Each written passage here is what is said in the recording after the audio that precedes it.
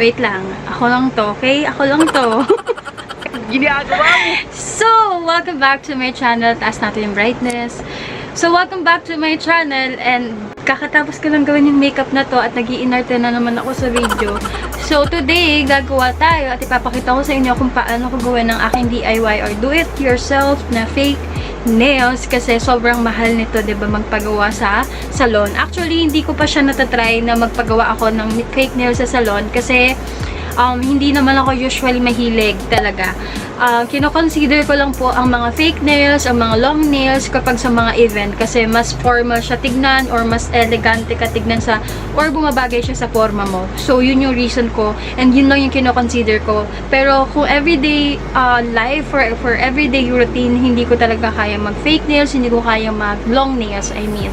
So, usually, ito ay sobrang in demand sa ating generation, millennial, and ang dami ngayong lumalabas ng mga iba't ibang klaseng look ng nails, and nakita ko na sobrang mahal din magpa-apply ng long nails or fake nails sa salon. So, ayan, bumili ako ng fake nails sa Shopee and also sa Divisoria. So, ipapakita ko sa inyo kung paano ko siya in-apply at ina-apply sa aking mga daliri. So, ngayon ay magpapaka-long nails tayo. Usually, hindi ako sanay and hindi rin tumatagal sa akin yung mga fake nails kasi po, kapag sobrang busy mo, marami kang ginagawa, kung ikaw ay productive na tao, kumbaga kung marami kang kinukutingting sa bahay at kung saan man, eh hindi ito yung tatagal sa'yo. So, usually, pang event lang talaga siya at para sa mga taong chill lang ang buhay. So, ayan, let's proceed sa ating main topic ng video na to. So guys, ito yung binili ko sa Divisoria. Itong fake nails na plain na 70 pesos. Meron na itong pandikit pero usually mabilis siyang matanggal if ever na marami kang ginagawa sa buhay. So, ito naman, isa na lang natira kasi tinanggal ko siya sa Divisoria na mukha akong maarte. Kasi nga, tinry ko lang siya kasi hindi ako mapakali at hindi ako makapag-antay. Kaya si ate girl, hindi in-apply na kagad na nun pala sa Divisoria. So, ayun. And then, ito guys, nabili ko din to sa Divisoria. Ito yung meron ng color, which is ito yung gagamitin natin. Na-apply ko na to and then pwede pa siyang gamitin once na mag-ayos pa siya. And ito yung binili ko sa Divisoria also.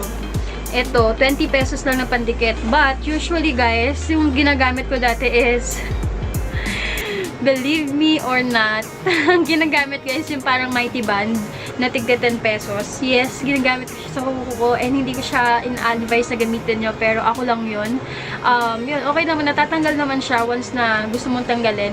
Pero ito, nakalagay dito, nail glue, pero yung amoy niya is katulad lang po nung binibili ko. Puro formality na lang tong nail glue na to para diba hindi mag-ano yung mga tao. Pero ayun, usually ang ginagawa ko dito, ginugupit ko siya, pinabawasan ko na lang yung length niya kung hindi ko talaga kaya. Pero etong ila-apply natin, hindi ko pa siya natatry na gupitan. So, papakita ko sa inyo kung paano siyang i-apply. Usually, ito lang yung kailangan natin. Yung ating fake nails and also yung glue at saka nail cutter. So, para ma-apply natin siya ng maayos kung medyo malaki ba yung size or medyo mahaba. So, ito guys, yung makikita yung color na parang nude color, nagamit ko na to kaya meron na siyang polish. Pero inalis ko din siya agad kasi hindi ko siya kayang panindigan. So, first of all, hahanap ka muna ng size ng mga nails mo before mo siya i-apply.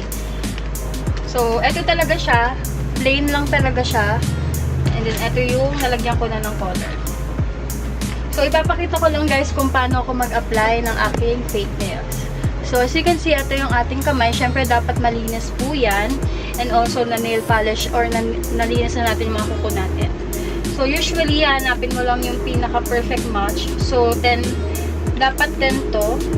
1, 2, 3, 4, 5, 6, 7, 8, and 9. Tapos 10. So, sakto pa din siya. Kaya hindi na tayo mag-worry.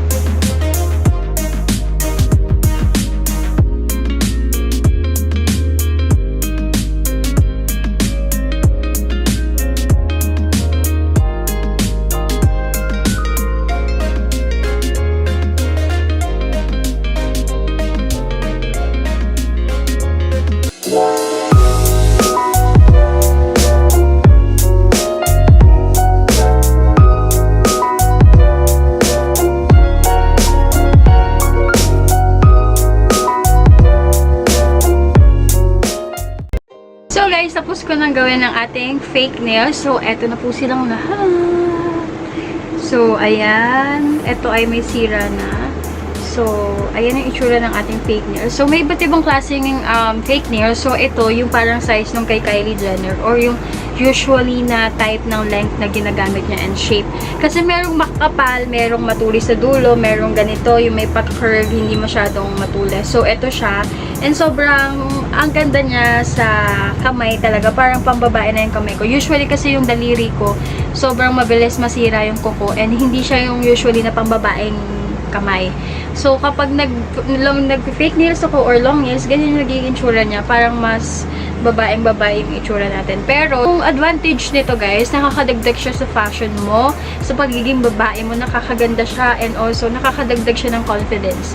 So, nakadagdag siya ng confidence bilang babae, especially kung naka-aura kang ayos. So, eto talaga, sobrang ganda.